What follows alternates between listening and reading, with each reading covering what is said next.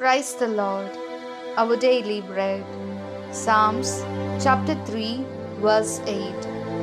Salvation belongs to Lord. Your blessings be on your people.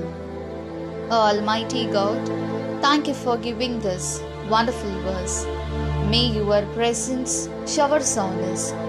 O Lord, we, your people, have many obstacles in our lives.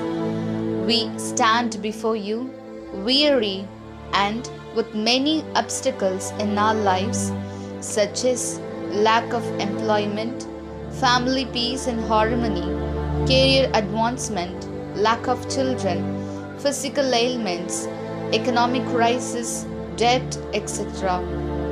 Lord, look upon us with your eyes, free us from all afflictions, bless us to live with contentment and peace of mind. We ask this in the name of Jesus Christ. Amen.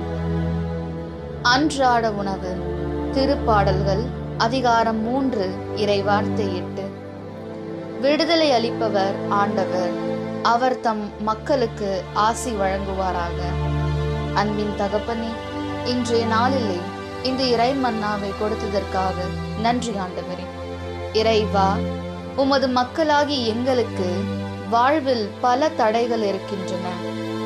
வேலை வாய்ப்பு, குடும்ப சமாதானம் மற்றும் ஒற்றுமை, தொழில் முன்னேற்றம், குழந்தை பாக்கியமின்மை, உடல் வாதைகள், பொருளாதார நெருக்கடி, கடன் தொல்லை போன்றவற்றால் மிகவும் அல்லலுற்று சோர்ந்து உமது திருமுன் வந்து நிற்கின்றோம்.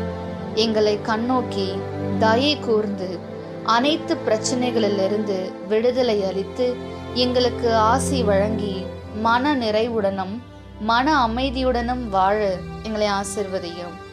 ஆமென். அன்னந்துள்ள போஜனம். சங்கீர்த்தனங்கள் 3 அத்தியாயம் 8 വാക്യം. വിമോചനം കർത്താവിൽ നിന്നാണ്, അവിടുത്തെ അനുഗ്രഹം അങ്ങയുടെ ജനത്തിന്മേൽ ഉണ്ടാകുമാറാകട്ടെ. ദൈവമേ, ഞങ്ങളുടെ ജീവിതത്തിലെ ഒരുപാട് തടസ്സങ്ങൾ ഉണ്ടാകുന്നു. ജോലിയില്ലാതെ, കുടുംബ സമാധാനം, സാമ്പത്തിക പ്രശ്നങ്ങൾ, രോഗങ്ങൾ, കടൻ പ്രശ്നങ്ങൾ ഇവ കൊണ്ട് ഞങ്ങൾ ഒരുപാട് വേദനിക്കുന്നു. ഈ പ്രശ്നങ്ങളിൽ നിന്നും ഞങ്ങളെ കാത്ത് രക്ഷിക്കണമേ. ആമേൻ.